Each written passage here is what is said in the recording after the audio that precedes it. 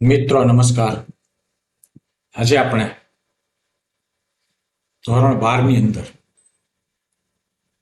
પ્રકરણ નંબર 6 જે આપ્યું છે, અહીંયા નામ લખ્યું છે બેરોજગારી. તો બેરોજગારી વિશે આપણે થોડી ચર્ચા કરશું સ્લાઇડ દ્વારા. એક પછી એક સ્લાઇડમાં તમને માહિતી આપતો જઈશ અને તમારે એ ધ્યાનથી જોતું રહેવાનું છે. મિત્રો, આ માહિતી મેં એડ્યુટર એપ દ્વારા તૈયાર કરેલી છે, એટલે ઘણી સરળ ભાષામાં આની રજૂઆત છે. તમને પણ મજા આવશે, એટલે દરેક વિદ્યાર્થીઓ ધ્યાનથી આ સ્લાઇડ નિહાળજો. આના માટે તમારે ખાસ કામ કરવાનું છે. મારી જે આ યુટ્યુબ ચેનલ છે એને તમારે લાઈક અને સબસ્ક્રાઈબ કરવાની છે. ચેનલ એડ્રેસની અંદર તમારે અંગ્રેજીમાં પહેલા અટક અને પછી નામ એટલે પાઠક મધુસૂદન એમ લખવાનું છે, અને પછી સર્ચ કરશો એટલે ચેનલ ખુલી જશે. અથવા સ્પીકર દ્વારા તમે બોલશો યુટ્યુબ ઉપર પાઠક મધુસૂદન તો પણ ચેનલ ખુલી જશે અને આ બધી માહિતી તમને મળતી રહેશે. મિત્રો, આ ચેનલની અંદર શૈક્ષણિક અને ધાર્મિક દરેક પ્રકારની માહિતી, સુવિચારો આ બધું આપવામાં આવ્યું છે. એટલે ભૂલ્યા વગર ચેનલ લાઈક અને સબસ્ક્રાઈબ કરજો, જેથી કરીને તમારા સુધી આ માહિતી પહેલી પહોંચતી થાય. ધન્યવાદ. નેક્સ્ટ, આગળ હવે આપણે આ ચેપ્ટર જે આપ્યું છે આમાં 6, બેરોજગારી, એની ચર્ચા કરશું. Next slide. જો અહીંયા પ્રસ્તાવના સ્વરૂપે માહિતી આપી છે. અહીં લખ્યું છે પ્રસ્તાવના. વર્તમાન સમયમાં વિશ્વના ઘણા દેશો ગરીબી, બેરોજગારી, ફુગાવો અને મંદી આવી આર્થિક સામાજિક સમસ્યાઓનો સામનો કરી રહ્યા છે. આ સમસ્યાઓ વૈશ્વિક ચિંતાજનક પરિસ્થિતિ ઊભી કરે છે. વિકસિત અને વિકાસશીલ દેશોએ આર્થિક વિકાસ કર્યો હોવા છતાં પૂર્ણ રોજગારીનું સર્જન કરવામાં સફળતા મળી નથી. ભારતમાં બેરોજગારી એ એક દીર્ઘકાલીન સમસ્યા છે મિત્રો, જેના નિવારણને આયોજનમાં અગ્રિમતા અપાય છે.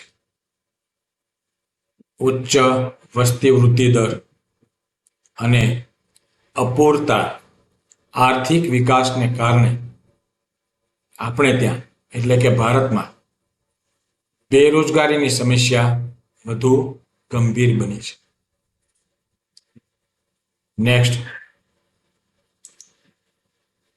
અહીંયા એનો અર્થ આપ્યો છે બેરોજગારીનો. બહુ ધ્યાન આપીને તૈયાર કરજો. 1 માર્કમાં તમને પૂછે બેરોજગારી એટલે શું, ત્યારે તમારે આ અર્થ સમજાવવાનો રહેશે. સામાન્ય રીતે બેરોજગારી એટલે કામ કરી શકે તેવી વ્યક્તિની કામ વગરની સ્થિતિ. જુઓ, બહુ સરસ શબ્દ વાપર્યો છે, કામ કરી શકે. જે વ્યક્તિ કામ કરી શકે છે એની કામ વગરની સ્થિતિ. કામ કરીએ કે છતાં એને કામ મળતું ન હોય એટલે એનો અર્થ એમ થયો કે એ બેરોજગાર છે. પણ એક ખાસ યાદ રાખજો, કામ કરી શકે એવી વ્યક્તિ હોય, કામ મળતું હોય છતાં એ કામ કરવાની તૈયારી ન ધરાવતો હોય તો એને આપણે બેરોજગાર નથી કહેતા, એને આળસુ કહીએ છીએ. બેરોજગારમાં અને આળસ ધરાવનાર વ્યક્તિમાં ઘણો તફાવત છે. કામ મળે છે પણ એને કરવું નથી કામ, અને પાછું દેખાવો કેવો કરવો છે, હું બેરોજગાર છું. તો એ અર્થ આમાં લેવાનો નથી. એટલા માટે લખ્યું છે કામ કરી શકે તેવી વ્યક્તિની કામ વગરની સ્થિતિ. બેરોજગાર માત્ર શ્રમિક જ હોય એવું નથી. જો આ બીજી મહત્વની બાબત, પણ ઉત્પાદનના અન્ય સાધનો પણ બેરોજગાર હોઈ શકે છે. પરંતુ સામાન્ય રીતે બેરોજગારીને માત્ર શ્રમના સંદર્ભમાં જ વિચારવામાં આવે છે. પછી જે અર્થશાસ્ત્રીઓએ મંતવ્યો આપ્યા છે એમાં પીગુના મતે બેરોજગારી એટલે શું? કોઈ વ્યક્તિ માત્ર ત્યારે જ બેકાર કહેવાય કે જ્યારે તેની કામ કરવાની ઈચ્છા હોવા છતાં કામ મળતું નથી. આ વ્યાખ્યા આપનાર પીગુ હતા. આ ધ્યાન આપજો. તમને એમ પૂછે કે પીગુના મતે બેરોજગારી એટલે શું, ત્યારે તમારે આ જવાબ ધ્યાનથી તૈયાર કરવાનો રહેશે. ત્યાર પછી નેક્સ્ટ અહીંયા વિસ્તૃત સમજૂતી આપી છે બેરોજગારીના અર્થની. પ્રવર્તમાન દરે વ્યક્તિની કામ કરવાની ઈચ્છા, શક્તિ અને તૈયારી. એની ઈચ્છા પણ હોય, શક્તિ પણ એનામાં હોય અને તૈયારી પણ હોય, છતાં તેને કામ ન મળે ત્યારે તે વ્યક્તિ બેરોજગાર ગણાય છે. અને જો આવી બેરોજગારીને અનૈચ્છિક બેરોજગારી અથવા તો ફરજિયાત સ્વરૂપની બેરોજગારી કહેવાય છે. તો ક્યારેક તમને એમ પૂછે કે અનૈચ્છિક બેરોજગારી એટલે શું અથવા ફરજિયાત સ્વરૂપની બેરોજગારી એટલે શું, ત્યારે તમારે એના જવાબમાં આ રીતે લખવું. અહીંયા જે માહિતી આવે છે ખાસ ધ્યાનથી જોતા જજો, કેમ કે તમને આમાં પ્રશ્ન પૂછવામાં આવશે નિદાન કરવામાં કે તમને આ મુદ્દામાં કેટલું સમજાણું. બહુ વિકલ્પ સવાલ પૂછશે અને એમાંથી તમારે જવાબ 4 વિકલ્પમાંથી પસંદ કરવાના. એટલે આ પેરેગ્રાફ બરોબર દરેક પેરેગ્રાફ, આ એક નહીં દરેક પેરેગ્રાફ ધ્યાનથી જોતા જજો. વચ્ચે વચ્ચે આ રીતના સવાલો પણ આવતા જશે. ત્યાર પછી જો વ્યક્તિની કામ કરવાની ઈચ્છા અને શક્તિ ન હોય, ઈચ્છા ન હોય, શક્તિ ન હોય અને કામ વગર બેસી રહે તો તેને શું કહેવાય? સ્વૈચ્છિક બેરોજગાર. જો કેટલું સરસ સમજાયું છે. અહીંયા ફરજિયાત, અહીંયા સ્વૈચ્છિક, બેમાં શું ફેર છે જુઓ. બાળકો, વૃદ્ધો, અશક્તો અને પોતાની ઈચ્છાથી કામ વગર બેસી રહેનાર સક્રિય શ્રમના પુરવઠાનો હિસ્સો ના હોવાથી બેરોજગાર ગણાતા નથી. કઈ વ્યક્તિ બેરોજગાર ન ગણાય? કે બાળકો, વૃદ્ધો અને અશક્તો. અને પછી પાછું આગળ લખ્યું છે પોતાની ઈચ્છાથી કામ વગર બેસી રહેનાર બેરોજગાર ગણાતા. સ્વૈચ્છિક બેરોજગારી એ બેરોજગારીની સમસ્યા નથી. બરોબર. ત્યાર પછી સક્રિય શ્રમનો પુરવઠો. હવે એ ખ્યાલમાં આપણે જોઈએ. બેરોજગારીનો ખ્યાલ સક્રિય શ્રમના પુરવઠાના સંદર્ભમાં સમજાવવામાં આવે છે. સક્રિય શ્રમના પુરવઠામાં જોઈએ તો સામાન્ય રીતે 15 થી 64 વર્ષની વય જૂથમાં હોય તેવી વ્યક્તિઓનો સમાવેશ થાય છે. અનૈચ્છિક કે ફરજિયાત સ્વરૂપની બેરોજગારી જ દેશ માટે સમસ્યારૂપ ગણાય છે. કેવી બેરોજગારી સમસ્યારૂપ ગણાય દેશ માટે? અનૈચ્છિક કે ફરજિયાત સ્વરૂપની બેરોજગારી દેશ માટે સમસ્યારૂપ ગણાય છે. બેરોજગાર વ્યક્તિ આર્થિક રીતે આશ્રિત હોય છે. સમાજમાં સન્માનપૂર્વક જીવન જીવી શકતી નથી. સરસ માહિતી આપી છે મિત્રો. ભારતમાં બેરોજગારીની સમસ્યા માત્ર આર્થિક જ નહીં તો સામાજિક, નૈતિક અને રાજકીય ક્ષેત્રે સમસ્યા ઊભી કરી શકે છે.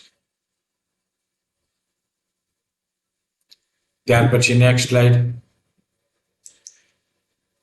જો હમણાં જ મેં તમને કીધું હતું કે થોડી ચર્ચાઓ કર્યા પછી તમને એક પ્રશ્ન પૂછવામાં આવશે, જેને કહેવાય અહીં લખ્યું છે જ્ઞાન ચકાસણી. તમે આમાં શું જાણ્યું એની ચકાસણી કરવા. મિત્રો, પેલું અહીં લખ્યું છે પ્રવર્તમાન વેતન દરે કામ કરવાની ઈચ્છા, શક્તિ અને તૈયારી હોવા છતાં કામ ન મળે તેવી વ્યક્તિને શું કહેવાય છે? બેરોજગાર, ફાજલ, કામદાર કે ગરીબ? તો અહીંયા સૂત્ર બરોબર યાદ રાખજો, જે અગાઉ તમે જોયું એમાં સમજાવ્યું કે બેરોજગાર કોને કહેવાય. બરોબર, તો એની પરથી તમને આ જવાબ સાચો મળી જશે. તો પ્રવર્તમાન વેતન દરે કામ કરવાની ઈચ્છા, શક્તિ અને તૈયારી હોવા છતાં કામ ન મળે આવી વ્યક્તિને બેરોજગાર કહેવાય. એટલે અહીંયા તમારે ટીક કરવાની રહેશે આ ચારમાંથી. જો સાચું હશે તો આ જે આખો ભાગ સફેદ છે એ ગ્રીન થઈ જશે, અને ખોટું હશે તો ગુલાબી કલર ઉપરનો ભાગ તમને દેખાશે. એટલે તમારે પેરેગ્રાફ બરોબર ધ્યાનથી સમજવાનો છે, પછી આનો જવાબ આપવાનો છે. વચ્ચે હું તમને એકાદો એવો જવાબ પણ આપીશ તમને ખ્યાલ આવે કે જો ખોટામાં આ રીતની નિશાની આવે. હું પહેલો સવાલ આવ્યો છે તો હું એમાં તમને સાચી માહિતી આપું છું. જો અહીંયા ટીક કરું છું, આવી ગઈ લીલો કલર, એનો અર્થ એમ થયો કે આનો જવાબ સાચો છે. આ વ્યક્તિ કેવી કહેવાય? બેરોજગાર. ખ્યાલ આવી ગયો? કેટલી સરસ સમજૂતી આપી છે આમાં. જુઓ, ત્યાર પછી નેક્સ્ટ. હવે બેરોજગારીના પ્રકારો, એનો પરિચય આપણે મેળવવાનો છે. અર્થ તો આપણે જોયો, હવે પ્રકારો. જો આમાંથી પ્રશ્ન થોડોક હાર્ડ આવી શકે, અઘરો. શું કામ? કયા પ્રકારની બેરોજગારી છે તમને ખાલી જગ્યામાં પૂછે ત્યારે તમને પણ વિચારતા કરી દે. મેં હમણાં તમને કહ્યું કે આમાં આપણે સવાલ આવશે એટલે ટ્રાય કરશું. માની લો કે ખોટો જવાબ આપ્યો હશે તો ત્યાં ગુલાબી કલરનો ભાગ થઈ જશે, પછી નીચે સાચો જવાબ પાછો લખાઈને આવશે. એટલે તમે પણ નોંધ પોથીમાં તમારી બુકમાં લખી શકો કે આ સવાલનો જવાબ આ થાય. હવે અહીંયા બેરોજગારીના પ્રકારોનો પરિચય બહુ ધ્યાનથી જોઈએ છીએ. બેરોજગારીનું સ્વરૂપ કે પ્રકારો નક્કી કરતી વખતે અર્થતંત્રનું સ્વરૂપ જાણવું જરૂરી છે. વિકસિત અને વિકાસશીલ દેશોમાં જોવા મળતી બેરોજગારીનું સ્વરૂપ વિભિન્ન હોય છે. વિકસિત દેશોમાં ચક્રીય ફેરફારોને કારણે અસરકારક માંગના અભાવે બેરોજગારી ઉદ્ભવે છે, જે મોટા ભાગે ટૂંકા ગાળાની હોય છે.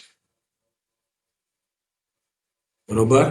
વિકસિત દેશોમાં ચક્રીય બેરોજગારી અને ઘર્ષણજન્ય બેરોજગારીનું પ્રમાણ વિશેષ જોવા મળે છે. ધ્યાન આપજો, સવાલ આવશે ત્યારે પૂછશે કે કયા પ્રકારની બેરોજગારી વિકસિત દેશમાં વધારે જોવા મળે, તો એમાં તમારે આમાંથી સાઇન કરવાની રહેશે.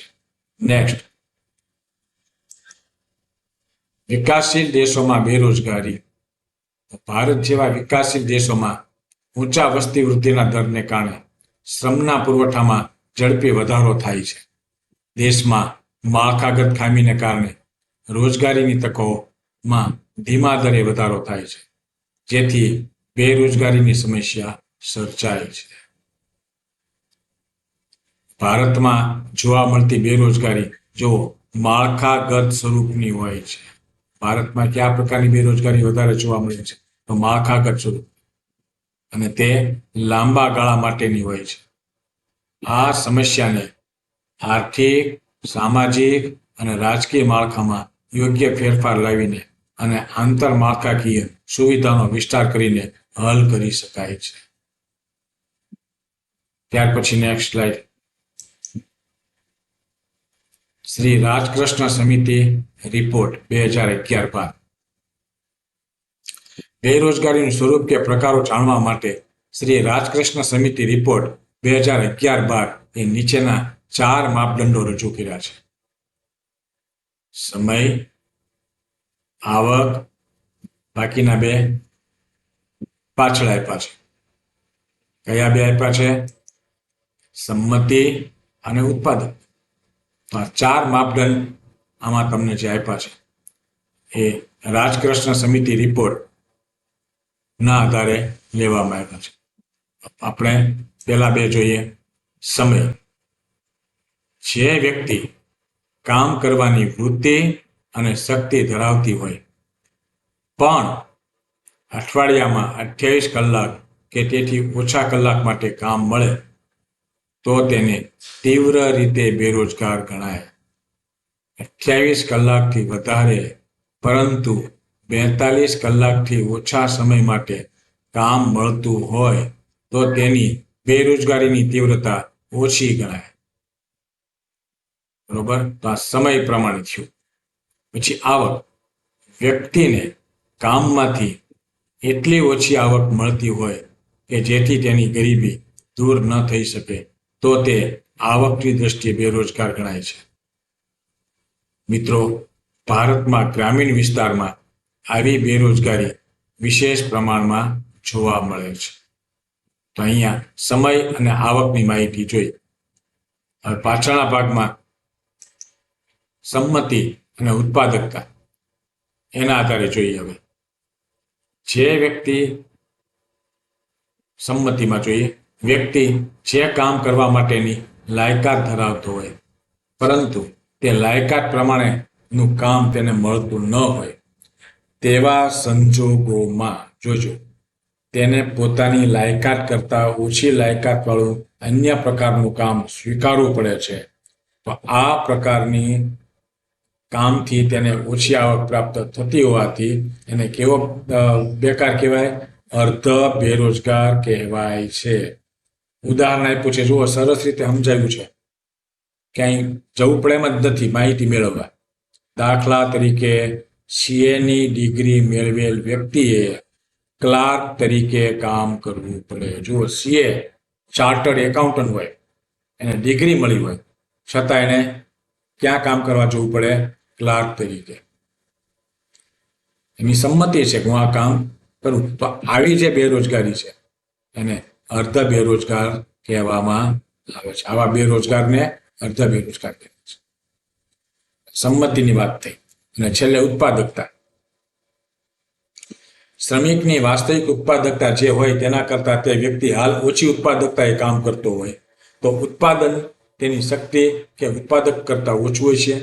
દાખલા તરીકે કોઈ એક વ્યક્તિ હોય, એક દિવસમાં 20 મીટર કાપડ બનાવી શકવાની એક ક્ષમતા ધરાવે છે પણ તેને 10 મીટર જ કાપડ બનાવી શકે તેટલું કામ મળે છે. બરોબર? તો આ ઉત્પાદકતાની દ્રષ્ટિએ એનો માપદંડ. તો આ 4 બાબત આપણે જોઈએ. નેક્સ્ટ, જ્ઞાન ચકાસણી. પાછો સવાલ આવ્યો છે. જુઓ સવાલ બરોબર જોજો.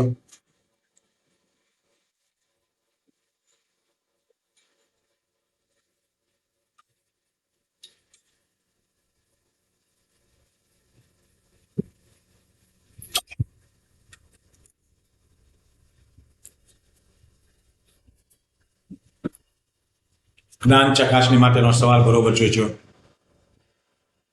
બેરોજગારીના પ્રકારો નક્કી કરવા માટેના 4 માપદંડો કોણે રજૂ કર્યા?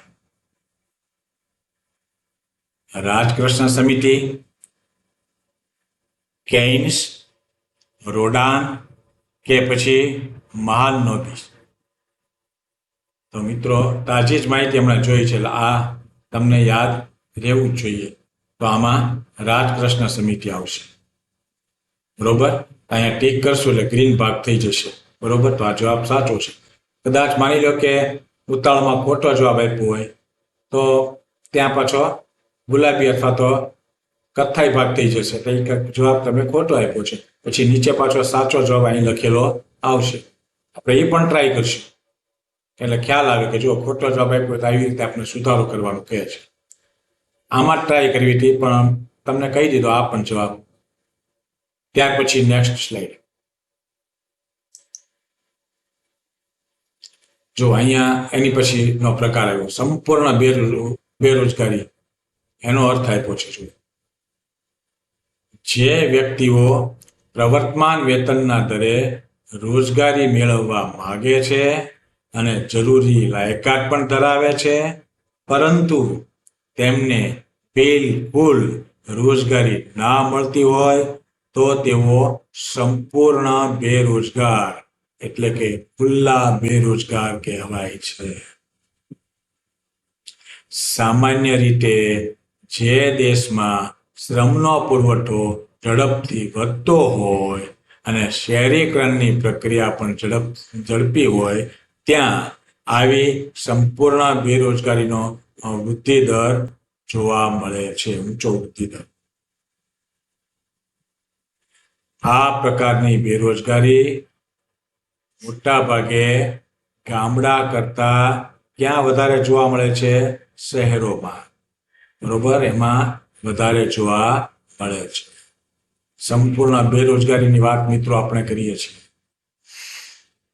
આ પ્રકારની બેરોજગારી ગામડા કરતા શહેરોમાં વધુ જોવા મળે છે.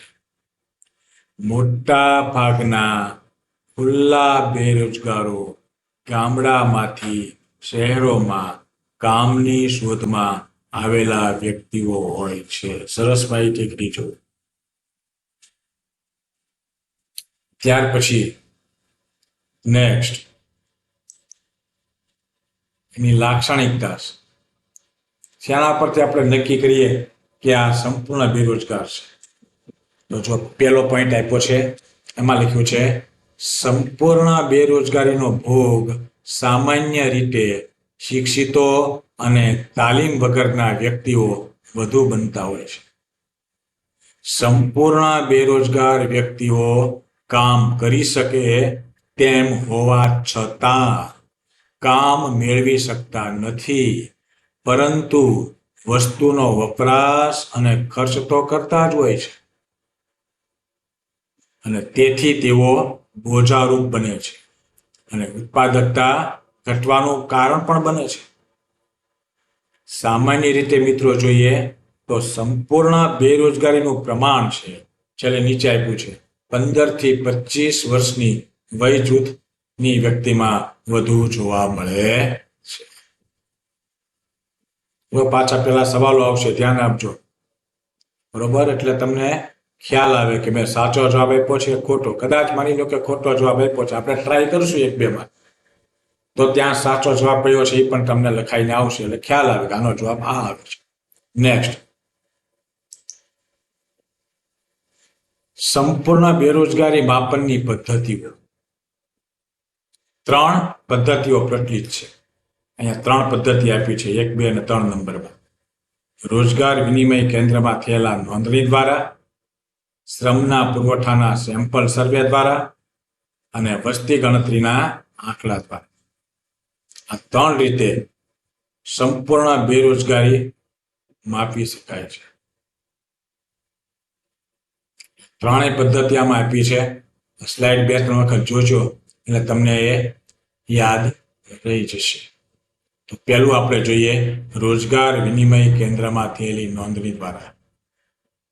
જે વ્યક્તિઓ રોજગાર વિનિમય કચેરીમાં પોતાની નોંધણી કરાવે છે તેમના આંકડા પરથી બેરોજગારીનું અનુમાન લગાવી શકાય છે.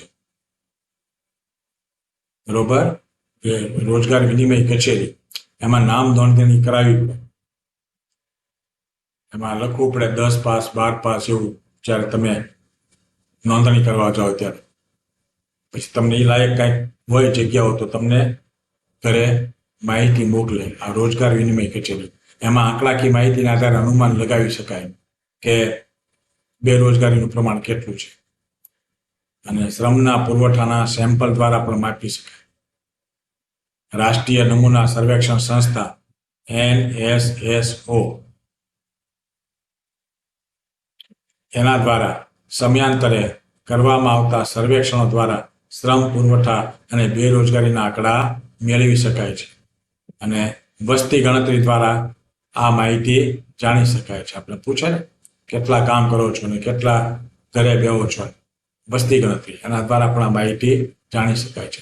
કેટલી સરસ સમજૂતી આપી છે જુઓ, એક પછી એક સ્લાઇડમાં બહુ સરસ માહિતી આપી છે. હું યુટ્યુબ ઉપર આ મૂકું એટલે તમે જોઈ લેજો. મેં તમને અગાઉ જ કીધું છે ચેનલ એડ્રેસને સબસ્ક્રાઇબ ચેનલ ન કરી તો કરી લેજો. આવી ઘણી બધી માહિતી હું આપી જેથી કરીને આગામી બોર્ડની પરીક્ષામાં માર્ચ 2026 આ વખતે તો વહેલી છે તો એમાં ઉપયોગમાં આવે. નેક્સ્ટ, હવે અર્ધ બેરોજગારી. જો આ બધા પ્રકારોની માહિતી આપણે જોઈએ છીએ. હવે અર્ધ બેરોજગારીનો અર્થ આપ્યો છે શ્રમિકો તેમની શક્તિનો પૂરો ઉપયોગ કરી શકતા ન હોય, એટલે કે ઓછા સમય માટે કે લાયકાત કરતાં ઓછી લાયકાતવાળું કાર્ય સ્વીકારવું પડે તેને અર્ધ બેરોજગાર કહેવાય છે. પોતાની શક્તિનો પૂરો ઉપયોગ કરી શકતા ન હોય એટલે ઓછા સમય માટે લાયકાત કરતાં ઓછી લાયકાતવાળું કામ એને સ્વીકારવું પડે છે. આ અર્ધ બેરોજગાર છે.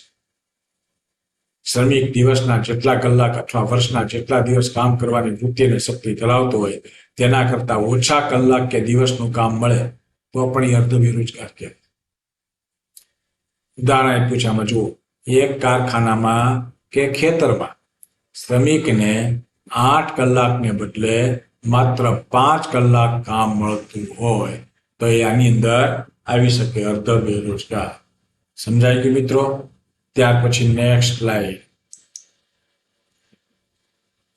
કયા ક્ષેત્રમાં અર્ધ બેરોજગારી જોવા મળે છે? તો કે કૃષિ ક્ષેત્રમાં.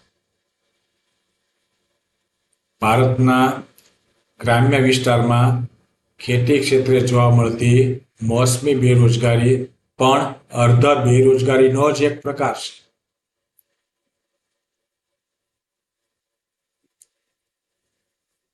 કામની ઋતુ સિવાય વર્ષનો મોટો ભાગ બેહી રહેતો હોય મોસમી બેરોજગારી. આ પણ અર્ધ બેરોજગારીનો એક ભાગ છે, પ્રકાર છે. ખેતી ક્ષેત્રે રોકાયેલ શ્રમિકને વાવણી, લણણી, કાપણી ની મોસમમાં જ કામ મળે છે. બાકીના સમયમાં એને બેસી રહેવું પડે છે. ભારતની ખેતી મોટા ભાગે વરસાદ પર આધારિત છે. વરસાદની અનિશ્ચિતતા અને અનિયમિતતા પણ આ કૃષિ ઉપર આધાર રાખે છે. એટલે અર્ધ બેરોજગારી વધારે જોવા મળે છે કૃષિ ક્ષેત્રે.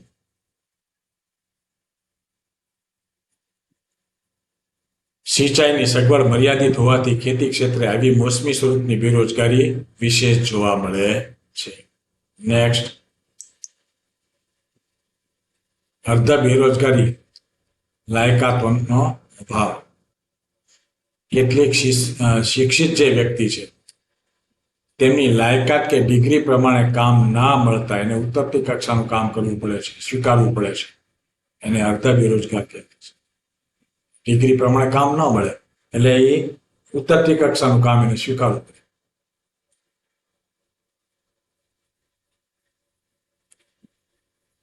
આવી પરિસ્થિતિમાં વ્યક્તિની ક્ષમતા અને કૌશલ્યનો પૂરેપૂરો ઉપયોગ થઈ શકતો નથી, જેનાથી વ્યક્તિગત અને રાષ્ટ્રીય સ્તરે એકંદરે નુકસાન થાય છે. ઉદાહરણ આપ્યું છે જુઓ, કમ્પ્યુટર એન્જિનિયરની ડિગ્રી મેળવી હોય એ વ્યક્તિએ ગેરેજમાં નોકરી કરવી પડે છે. આ સ્થિતિ અત્યારે જોવા મળે છે. લાયકાતનો અભાવ, અર્ધ બેરોજગારી, એ મુદ્દામાં આ માહિતી આવે છે.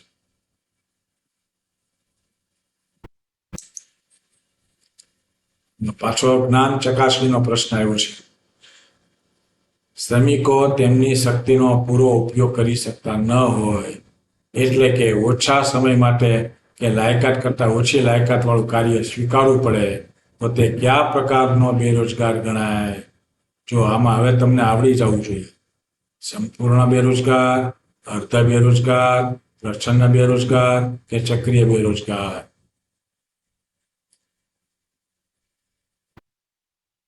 આમાં મેં તમને કીધું છે કે એક જવાબ ખોટો આપવાની ટ્રાય કરીએ તો તમને ખ્યાલ આવે કે આમાં સાચો જવાબ કેવી રીતે આપને મળે. માની લો કે આના જવાબમાં આ અર્ધ બેરોજગાર આવતું હોય, એ સાચો જવાબ છે. હવે હું અહીંયા આમાં ટીક કરું છું, જો પ્રચ્છન્ન બેરોજગાર. જો ત્યાં લાલ ભાગ, ગુલાબી ભાગ આવી ગયો. શું કામ? ખોટો જવાબ છે. મેં તમને અગાઉ કીધું ને, સાચો જવાબ એનો આ જ છે. અર્ધ બેરોજગાર જોવા મળે છે. તો ત્યાં આવો ભાગ આવી જશે. ગ્રીન ઈ સાચું અને રેડ ઈ ખોટું. તમે કદાચ એવી રીતે તમને એમ થાય કે સાહેબ ભૂલમાં આપણે ખબર હોય ને ખોટામાં જવાબ આપી દીધો તો સાચું છે એ કેમ ખબર પડે? તો આ રીતે તમને બતાવી દે છે. બરોબર, આપણે એક બે આવા સવાલ આવશે, એમાં ઠીક કરશું એટલે ખ્યાલ આવી જશે કે સાચું કેવી રીતે આમાં આપણે મેળવીએ. તો આ સાચો જવાબ છે, આ ખોટો જવાબ છે. આપણે કયો જવાબ આપ્યો તો? આ આપ્યો હતો, એ ખોટો નીકળ્યો. જો સાચો કયો આવ્યો? હા. ખ્યાલ આવી ગયો મિત્રો? બહુ સરસ સાહેબે આ મહેનતથી બધું તૈયાર કરેલું છે. એડ્યુટર એપ, એમાં બધી માહિતી આપેલી છે અને એના માધ્યમથી હું તમને આ શીખવું છું. એટલે યુટ્યુબમાં પણ આ મૂકીશ. ધ્યાન આપીને તૈયારી કરવા માંડજો, જેથી કરીને તમને પરીક્ષામાં કોઈ પણ પ્રશ્ન જ ઉભો ન થાય. આ એક ચેપ્ટર આખું બરોબર સમજશો એટલે તમને લગભગ 90% પાઠ કમ્પ્લીટ થઈ જશે. કેમ કે પ્રથમ કસોટી હમણાં પૂરી થઈ, વેકેશન પડવાની તૈયારી છે અને આ પ્રકરણ કદાચ તમારે આ કસોટીમાં આવ્યું હશે, પણ નવમાસિક પરીક્ષા, પ્રિલિમ પરીક્ષા અને વાર્ષિક પરીક્ષામાં તો આખા અભ્યાસક્રમમાંથી તમને પૂછાશે. એટલા માટે આ પ્રકરણ ચાલી ગયું હોય તો પણ તમે તૈયારી કરજો, જેથી કરીને હવે પછીની પરીક્ષાઓમાં કામ આવે. આ પ્રકરણમાંથી લગભગ 8 માર્કના સવાલો પૂછાય એમ છે. બરોબર, તો અહીંયા જ્ઞાન ચકાસણી આપણે જોઈ. જવાબ આપણે આપ્યો તો એ ખોટો નીકળ્યો, સાચો જવાબ આ નીકળ્યો. બરોબર, એટલે આ બરોબર સવાલ સમજીને પરીક્ષામાં તમે લખજો. એટલે 30 માર્કનો કદાચ MCQ હોય, MCQ તમને 30માંથી 30 મળી જાય. 10 માર્કનો 10માંથી 10 મળી જાય. પાસ થવું કેટલું સહેલું થઈ ગયું છે. અરે મિત્રો, 70-80 માર્ક આરામથી ઇકોનોમિક્સમાં આવી જાય 11માં અને 12માં વાર્ષિક પરીક્ષામાં. એટલું આ ઈઝી છે. હજી સામાજિક વિજ્ઞાન થોડુંક અઘરું પડે, સાલવારી નામ ધ્યાન, રાજા મહારાજાની બધી માહિતી યાદ રાખવી. આમાં તો કાંઈ, એટલા માટે જ નામ આપ્યું છે અર્થશાસ્ત્ર. એનો અર્થ તમને બરોબર મગજમાં બેસી જાય એટલે શાસ્ત્ર તમારું ક્લિયર. આ અર્થશાસ્ત્ર સરસ. હવે ધ્યાન આપીને સાચો જવાબ આપવાની કોશિશ કરજો. Next slide. હવે પ્રસન્ન બેરોજગારી. જો આપણે ઓલામાં જવાબ ખોટો આપ્યો હતો, માહિતી હવે આવી છે. પ્રસન્ન બેરોજગારી એટલે છુપી બેરોજગારી. આ પ્રકારની પ્રસન્ન બેરોજગારી ભારત જેવા વિકાસશીલ દેશોમાં સવિશેષ જોવા મળે છે. એનો અર્થ આપ્યો છે, કોઈ એક વ્યવસાયમાં પ્રવર્તમાન ટેકનોલોજીના સંદર્ભમાં જરૂરી હોય તેના કરતાં વધુ શ્રમિકો રોકાયેલા હોય. આવા વધારાના શ્રમિકોને આ ક્ષેત્રમાંથી ખસેડી લેવામાં આવે તો પણ કુલ ઉત્પાદનમાં કોઈ ફેરફાર ન થતો હોય તો તેઓ પ્રસન્ન બેરોજગાર કહેવાય છે. એટલે કે જો ઉત્પાદનના સાધનો અને ઉત્પાદનની ટેકનિક આપેલી હોય અને અતિ વસ્તી ધરાવતા વિકાસશીલ દેશોના ખેતી ક્ષેત્રમાં વિશેષ પ્રમાણમાં શ્રમની સીમાંત ઉત્પાદકતા શૂન્ય હોય, જો ધ્યાન આપજો, 11માં આવી ગયું, તો તેવા દેશોમાં પ્રસન્ન બેરોજગારી પ્રવર્તે છે. Next slide. પ્રસન્ન બેરોજગારી કારણો અને ઉદાહરણ આપ્યા છે. જો ભારતમાં વસ્તી સતત વધતી ગઈ છે, તેથી રોજગારી માગનારાઓની સંખ્યા પણ ઊંચા દરે વધે છે. ખેતી સિવાયના અન્ય ક્ષેત્રોનો અપૂરતો વિકાસ થયો હોવાથી રોજગારી માંગનારી વધારાની વસ્તીનું ખેતી ક્ષેત્રે ભારણ વધતું જાય છે. આ વધારાના શ્રમિકોને ખેતી ક્ષેત્રમાંથી ખસેડી લેવામાં આવે તો પણ ખેત ઉત્પાદનમાં ઘટાડો થશે નહીં. શું કામ? તેમની સીમાંત ઉત્પાદકતા શૂન્ય છે, એટલા માટે. શહેરમાં પણ ઉદ્યોગ અને વેપાર ક્ષેત્રે આવી પ્રચંડ બેરોજગારી જોવા મળતી હોય છે. ઉદાહરણ આપ્યું છે, જુઓ નીચે. ધારો કે 10 હેક્ટર જમીનનો ઇષ્ટતમ ઉપયોગ કરવામાં આવે તો વધુમાં વધુ 5 શ્રમિકોને રોજગારી પૂરી પાડી શકાય તેમ હોય, પરંતુ અન્ય સ્થળે કામ મળે તેમ ન હોવાથી કુટુંબના બીજા 3 સભ્યો પણ આ જ ખેતરકામમાં જોડાય. બરોબર, પણ તેમના જોડાવાથી ઉત્પાદનમાં કોઈ જ વધારો થતો ન હોય તો આ વધારાના 3 શ્રમિકો જે છે એને કેવા બેકાર કહેવાશે? પ્રચંડ બેકાર, પ્રચંડ બેરોજગારી. એટલું સરસ સમજાવ્યું છે. જો આટલું તમે ધ્યાનથી તૈયાર કરી નાખો એટલે કમ્પ્લીટ તમારા મુદ્દો થઈ જાય.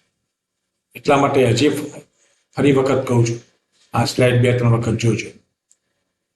નેક્સ્ટ, હવે ચક્રીય બેરોજગારી. મૂડીવાદી સ્વરૂપની અર્થવ્યવસ્થામાં મૂડીરોકાણ કરનાર અને બચત કરનાર બંને જુદી વ્યક્તિઓ હોવાથી મૂડીરોકાણ અને બચત કરનાર વચ્ચે અવારનવાર અસમતુલા સર્જાય છે. પરિણામે શું થાય છે? ક્યારેક આખા અર્થતંત્રમાં તેજી તો ક્યારેક મંદી ફરી વળે છે.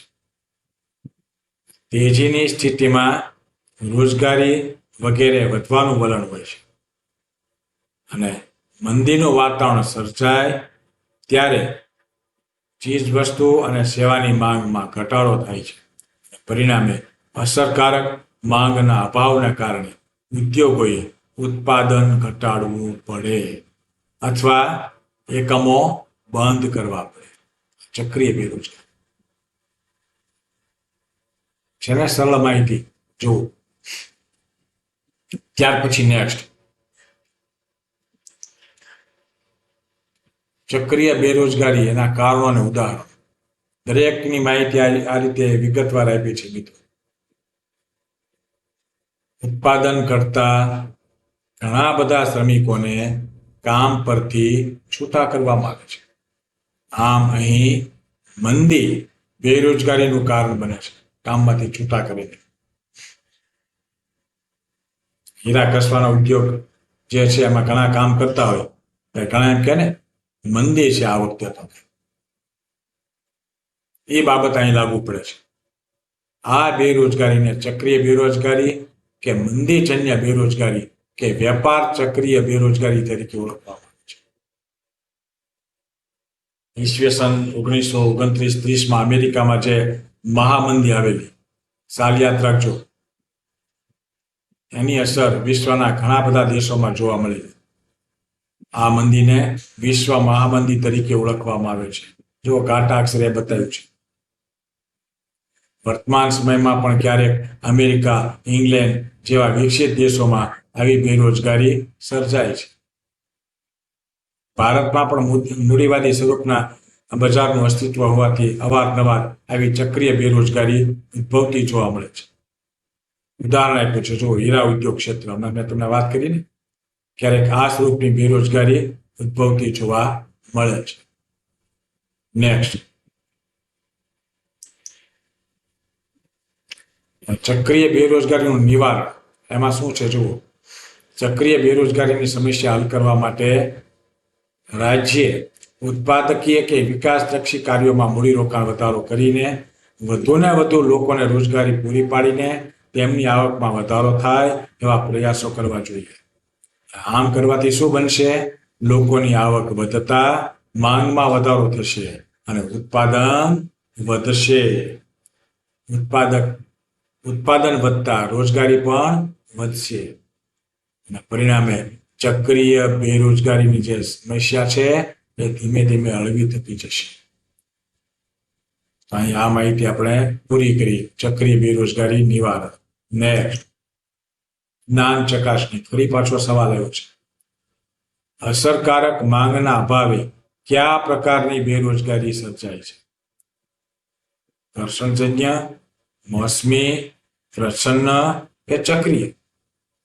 તો આમાં ચારમાંથી તમારે ઓપ્શન પસંદ કરવાનું છે. ગમે એ ઓપ્શન તમે પસંદ કરો અને તમે બરોબર આ પેરેગ્રાફ ભણ્યા હો ધ્યાનથી તો તમે સાચો ઓપ્શન પસંદ કરશો. કદાચ ખોટો જવાબ અપાઈ ગયો તો મેં તમને કીધું ને 2-3 સ્લાઇડમાં આપણે ટ્રાય કરશું એટલે એ સાચો જવાબ આપવાની કોશિશ કરશે. ખોટો હશે તો ત્યાં લાલ ભાગ થઈ જશે, સાચો હશે ત્યાં લીલો ભાગ આવશે. તો અસરકારક માંગના અભાવે કયા પ્રકારની બેરોજગારી સર્જાય છે? માની લો કે આપણે આમાં અહીંયા ટીક કરીએ તો એ જવાબ સાચો છે. જુઓ તો એ ચક્રીય બેરોજગારી સર્જાય છે. નેક્સ્ટ, જો આપ ધ્યાનથી મુદ્દા આપણે જોઈ લો ઓટોમેટિક ખ્યાલ આવી જાય કે આમાં આ ચાલો. ત્યાર પછી નેક્સ્ટ, ઘર્ષણજન્ય બેરોજગારીનો અર્થ. જો આ બધા બેરોજગારીના પ્રકારો જે તમારી બુકમાં આપ્યા છે એની આ સ્લાઇડ દ્વારા રજૂઆત કરેલી છે. બને એટલી સરળ શૈલીમાં સમજાવવાની કોશિશ કરેલી છે જેથી કરીને પરીક્ષામાં આપણે લખી શકીએ. હવે એનો અર્થ જોઈએ. જ્યારે ઉત્પાદન પદ્ધતિમાં ચીજ વસ્તુની માંગમાં કે ચીજ વસ્તુના ઉત્પાદનમાં ફેરફાર થવાથી કે શોધખોળ અને નવી ટેકનોલોજીને કારણે બજારમાં નવી વસ્તુ પ્રવેશવાથી જો બેરોજગારી સર્જાય તો આવી બેરોજગારીને ઘર્ષણજન્ય બેરોજગારી કહેવામાં આવે છે. વિકસિત દેશોમાં ખાસ કરીને જૂની ઉત્પાદન પદ્ધતિના સ્થાને નવી ઉત્પાદન પદ્ધતિ આવતા જૂની ઉત્પાદન પદ્ધતિવાળા એકમોને આર્થિક રીતે નુકસાન જતા કેટલાક એકમોને બંધ કરવા પડે છે. અને પરિણામે એમાં જે શ્રમિકો રોકાયેલા હોય એને બેરોજગાર રહેવું પડે છે. ક્યાં સુધી? કાર્ય ન શીખે ત્યાં સુધી. તો જુઓ, ઘર્ષણ થયું ને. જૂની ટેકનોલોજીની સામે નવી ટેકનોલોજી, ઘર્ષણ થયું. પેલા સાદા મોબાઈલ હતા, હવે સ્માર્ટ આવી ગયા. એટલે સાદા મોબાઈલમાં જે કામ કરતા હોય એમાં સ્માર્ટ મોબાઈલ નું આવ્યું હોય ત્યારે આ લોકો જેમાં કામ કરતા એને થોડા સમય માટે બેકાર બનવું પડે. શું કામ? એને કાર્ય શીખે નહીં ત્યાં સુધી. મેં તમને ઉદાહરણ આને સમજાવવા માટે આપ્યું છે. એટલે આ ઘર્ષણજન્ય જુઓ, નવી ટેકનોલોજીની સામે જૂની ટેકનોલોજી. નવી પદ્ધતિ મુજબનું કાર્ય શીખીને ફરીથી શ્રમિકો રોજગારી મેળવી લે છે. મેં તમને સમજાવ્યું ને મોબાઈલના દાખલા પર.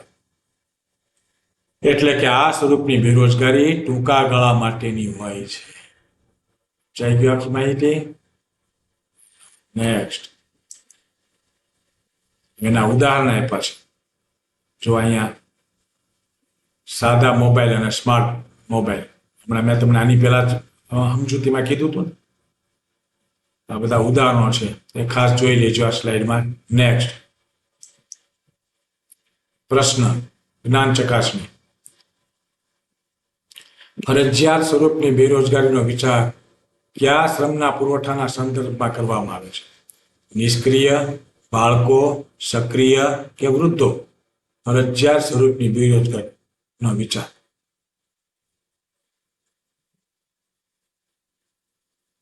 માની લો કે આમાં કોઈ પણ જવાબ આમાં ટીક કરો તો જો એ જવાબ વૃદ્ધો નથી, એ ખોટો જવાબ છે. તો સાચો જવાબ શું થયો?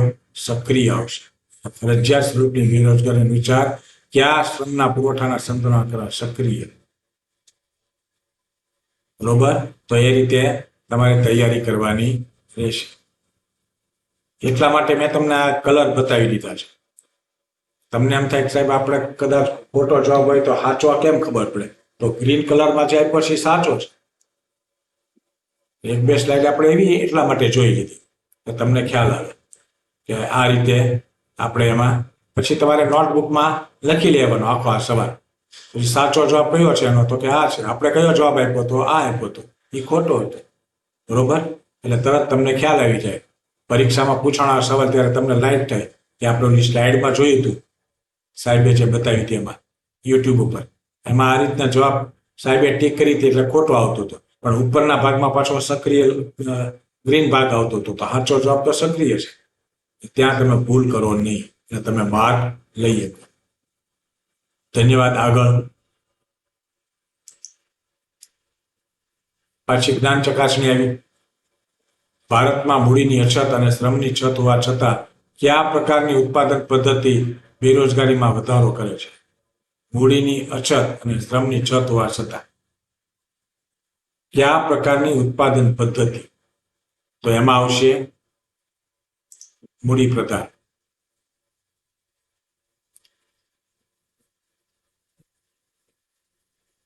બરોબર. ત્યાર પછી નેક્સ્ટ, આ જે બધી માહિતી આવી છે એને આપણા સ્લાઇડ દ્વારા તમારી સામે મૂકી આભાર વ્યક્ત કર્યો કે આ રીતે તમારે તૈયારી કરવાની રહેશે પૂરેપૂરા માર્ક મેળવવા હોય તો. બેરોજગારીના પ્રકારોની જે માહિતી છે આપણે પૂર્ણ કરીએ છીએ. આર્થિક વિકાસનો ધ્યેય માત્ર ને માત્ર સંપત્તિનું સર્જન નથી, પરંતુ માનવ કલ્યાણ અને પૂર્ણ રોજગારીનું સર્જન છે. એની સાથે આ મુદ્દો આપણે પૂર્ણ કરીએ છીએ.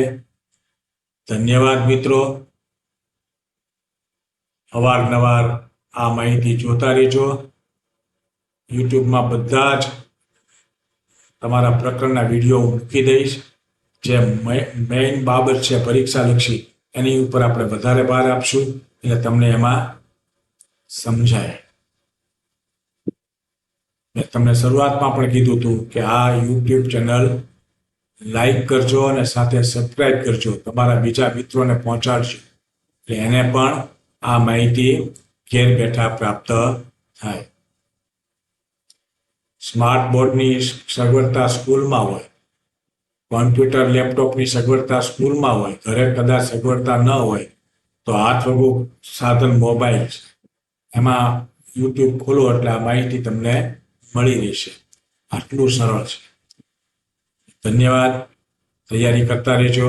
ફરી પાછા કોઈ નવા મુદ્દા સાથે મળશું.